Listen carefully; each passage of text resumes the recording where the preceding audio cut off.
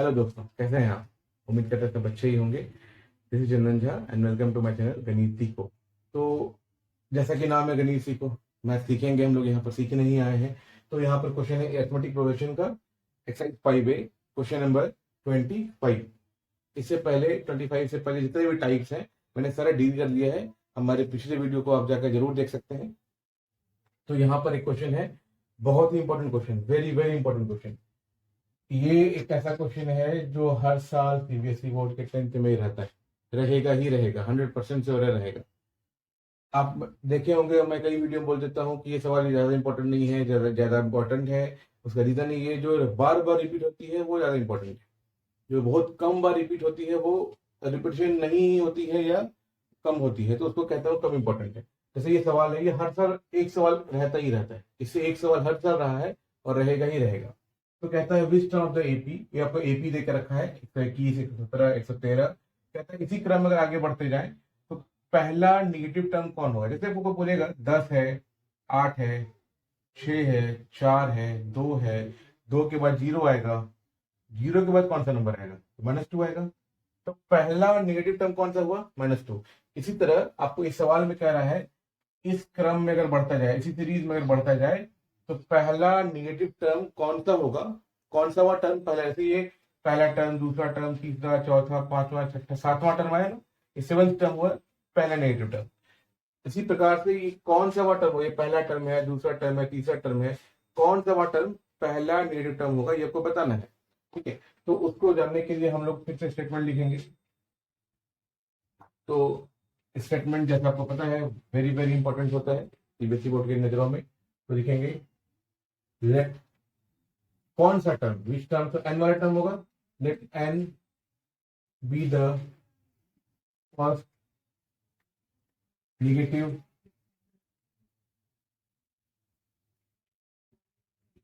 Term of the AP 121, 117, 113 dot dot dot dot dot, इस प्रकार से। तो कह रहा है पहला नेगेटिव टर्म कौन होगा। तो हमने मान लिया कि एन जो है पहला नेगेटिव टर्म है इस क्रम में अगर बढ़ेंगे तो। ठीक है, उसके बाद आपको पता है कि हम लोग स्टेटमेंट में पहले लिखते हैं, क्या क्या है हमारे पास।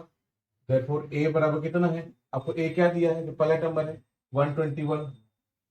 डी कैसे निकालेंगे, आपको पता है 117 में से, बाद वाले में से पहले वाला घटता है तो 121 घट जाएगा। आप माइनस करेंगे तो -4 आएगा यहाँ पर। तो डी का वैल्यू आप लेते हैं। क्या है पहला नेगेटिव टर्म कौन होगा, ये बता दीजिए। मेरा एन जो है फर्स्ट नेगेटिव टर्म है, तो जो भी नेगेटिव टर्म होगा वो तो 0 से छोटा होगा। जो भी नेगेटिव टर्म होगा वो तो 0 से क्या होगा, छोटा होगा।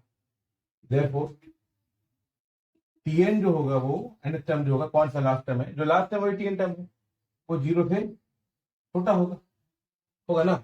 0 से छोटा होगा। इसका सिंबल मतलब इसका जो देखना है, मुंह जिधर खुला हुआ है, जिधर मुंह खुला हुआ है वो बड़ा है। ठीक है, जैसे कहता है 4 ग्रेटर देन 3, 4 की तरफ खुला हुआ है, 4 बड़ा हो गया। ठीक, तो टीएन इज लेस देन 0 होगा, 0 से छोटा होगा। अब टीएन का फॉर्मूला आपको पता है पहले से, A plus N minus 1 into D, less than 0। A की वैल्यू कितनी है 121, प्लस एन की वैल्यू मालूम नहीं, वही निकालना है, एन माइनस 1 इंटू डी की वैल्यू देखिए आप निकाल के रखे हैं। डी की वैल्यू इसलिए आपको मैं बता रहा हूं इंपॉर्टेंट है कि मैक्सिमम बच्चा यह निगेटिव नहीं डालता है। जैसे ही आप पॉजिटिव नंबर डालिएगा वैसे ही गलत होता है। तो ध्यान रहे यहाँ पर माइनस डालना पड़ेगा, क्योंकि उसकी वैल्यू आ गई -4, लेस देन 0।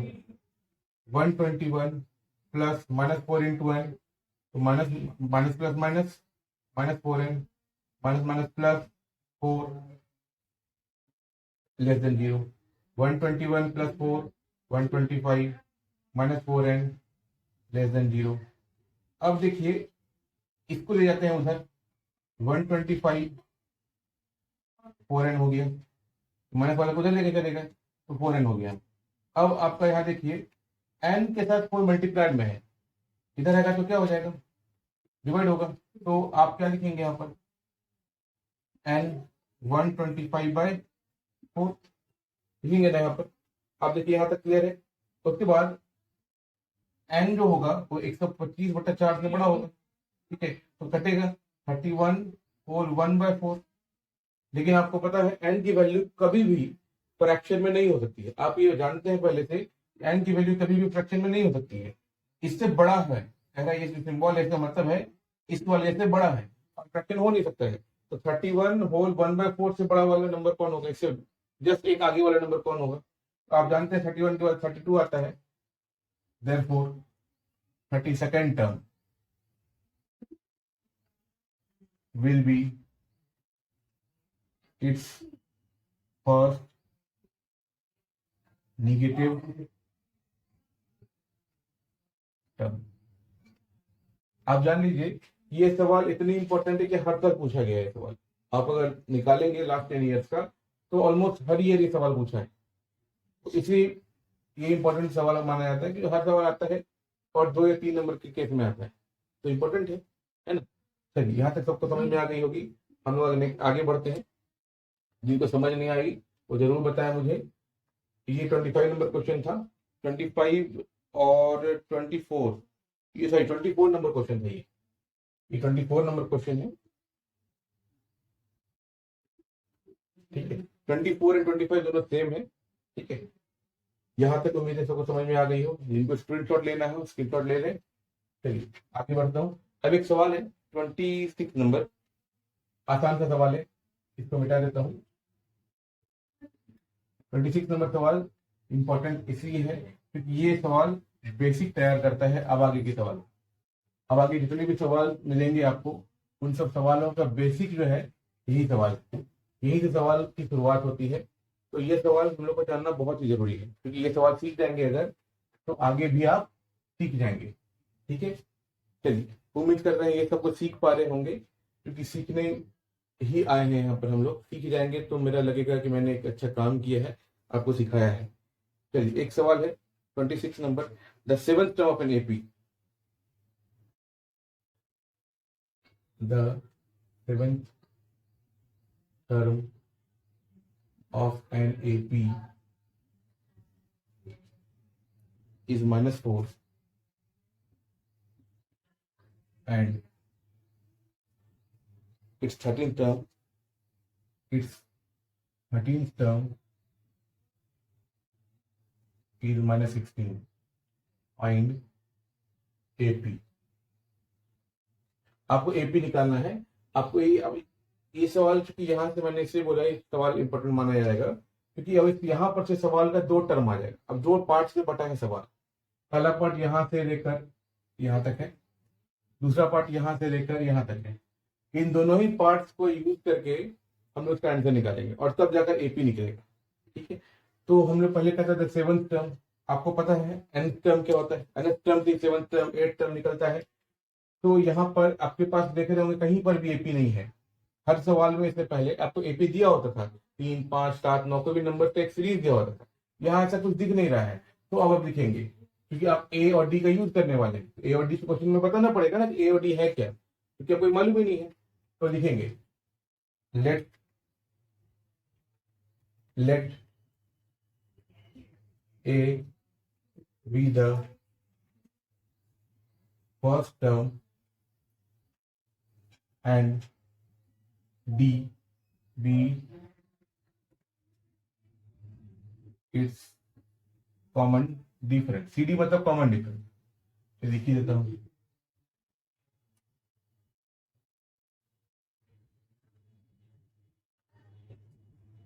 ठीक है। अब हम लोग जानते हैं फॉर्मूला होता है nth टर्म, क्योंकि 7th टर्म का जिक्र किया है तो हम लोग को पता होना चाहिए nth टर्म क्या होता है। सिंस यहाँ पर लिखेंगे सिंस, क्योंकि आप सिंस का मतलब जानते हैं। जब कोई फॉर्मूला हम लोग के पास पता होता है उसका यूज करते हैं तो सिंस Cn बराबर a plus n minus 1 into D. nth term कौन सा टर्म है, 7th टर्म। तो क्या हो जाएगा n की जगह पर 7, nth टर्म मतलब 7th टर्म और n की जगह पर कितना हो गया 7। a प्लस जहां जहां n दिखेगा वहां वहां 7 रखेंगे, 7 माइनस 1 इंटू डी, ए प्लस 6d और 7th टर्म कितना दिया आपको -4। ये पहला इक्वेशन आ गया, ये आपका पहला इक्वेशन है। आगे बढ़ते हैं नेक्स्ट इक्वेशन की तरफ। ये पहला पार्ट का आंसर यहाँ तक है। अब सेकंड पार्ट को खोलते हैं हम लोग। 13th टर्म, जैसे आपने 7th टर्म रखा हुआ 13th टर्म भी रखेंगे। ऑल्सो, इसका एक यूज करते हैं हम लोग।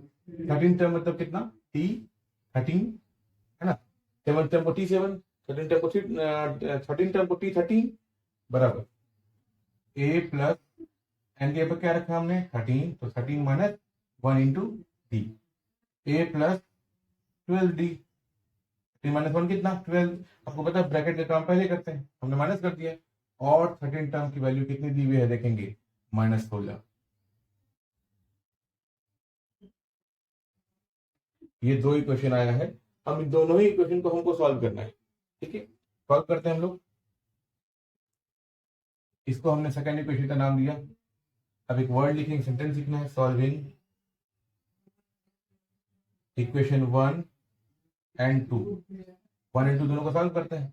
पहला इक्वेशन कितना है, a प्लस 6d बराबर -4, और 13 टर्म का कितना सेकेंड इक्वेशन आया है, a प्लस 12d बराबर -16। ठीक है, अब इन दोनों को सॉल्व करेंगे। चलिए, सॉल्व करते समय बस ये ध्यान रखेंगे कि ऐसा a और d में से कौन सा है जिसका डिजिट सेम है। आप exercise linear equation in two variable पढ़ चुके हैं, ये चीज नहीं पढ़े होंगे तो मैं फिर पढ़ाऊंगा ही, वो देखेंगे ही। तो यहाँ पर जरा देखिए, a और a दोनों का वेरिएबल a और a सेम है, यहाँ d और d सेम भी है, दोनों भी सेम है, लेकिन d का यहाँ 6 है, d का यहाँ 12 है, a का यहाँ 1 है, a का यहाँ भी 1 है। दोनों का अल्फाबेट, दोनों का जो कोफिशिएंट है, साथ में नंबर रहता है तो कोफिशिएंट कहते हैं, दोनों सेम है। तो हम लोग देख पा रहे होंगे यहाँ a और a को कटाना हमारे लिए ज्यादा आसान है, तो कटाते हैं। कटाने के लिए सिंबल यूज करना पड़ेगा, तो सिंबल यूज करने से पहले हम लोग को पता होगा ये बात कि साइन चेंज करते हैं। यहाँ प्लस है तो यहाँ माइनस, यहाँ माइनस है तो यहाँ प्लस, और यहाँ माइनस है तो यहाँ प्लस।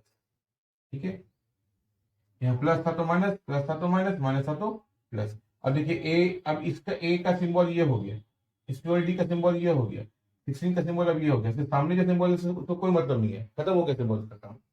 अब ए माइनस ए दोनों कट जाएंगे, 6d 12d के सामने माइनस है, 6d माइनस 12d जो कि -6d दिख रहा है यहाँ पर आपको 6d है, और ये 12d के सामने यहाँ माइनस है ना, ये वाला माइनस।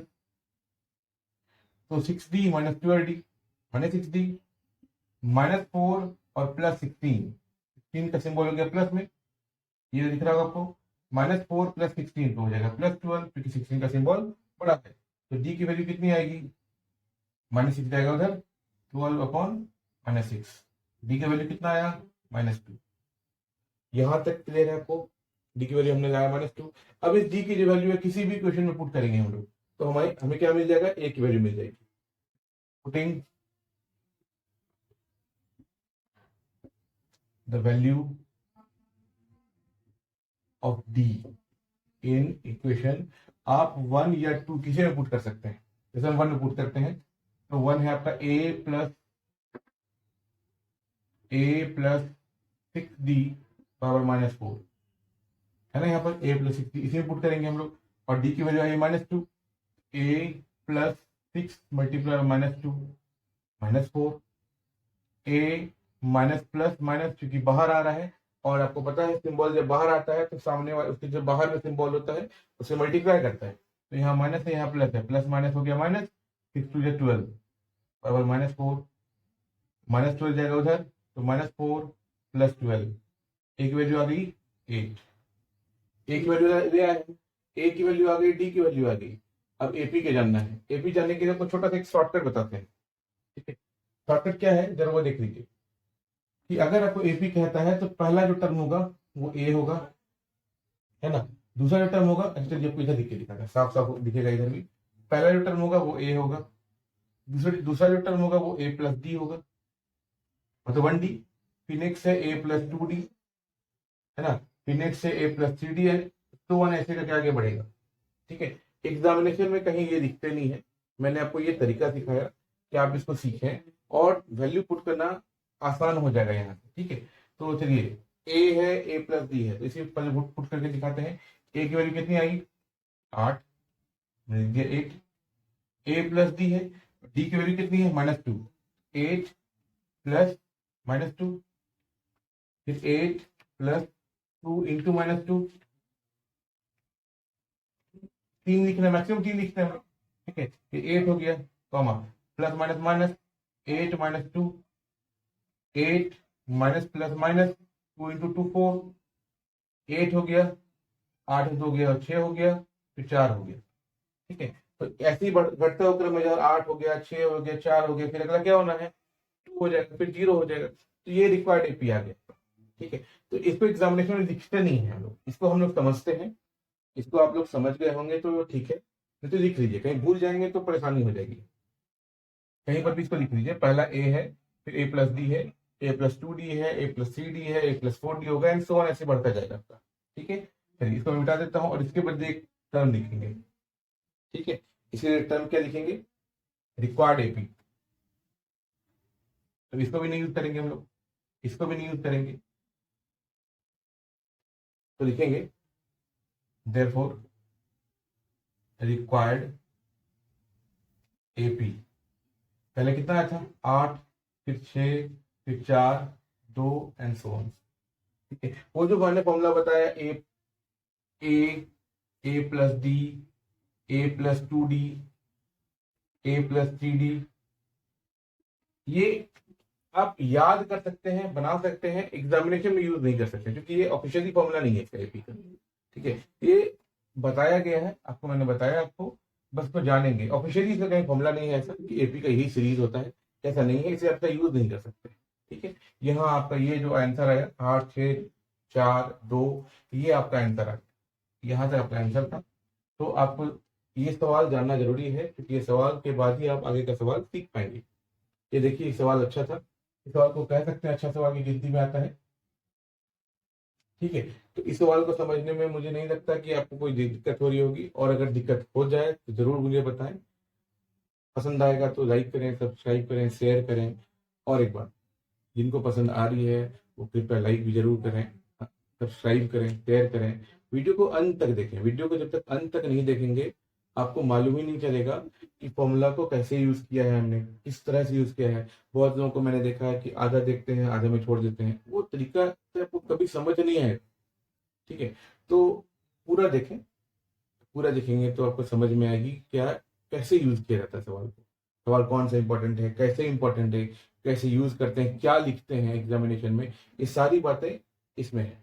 क्लियर है, ये आप स्टेटमेंट लिख देंगे तो इतना मैं श्योरिटी के साथ बोल सकता हूँ, एश्योर कर सकते हैं आपको कि 3 का है तो 3 मार्क मिलेगा पूरा। ठीक है, चलिए, जहाँ तक समझ में आ गई तो बहुत बहुत थैंक यू, गुड नाइट।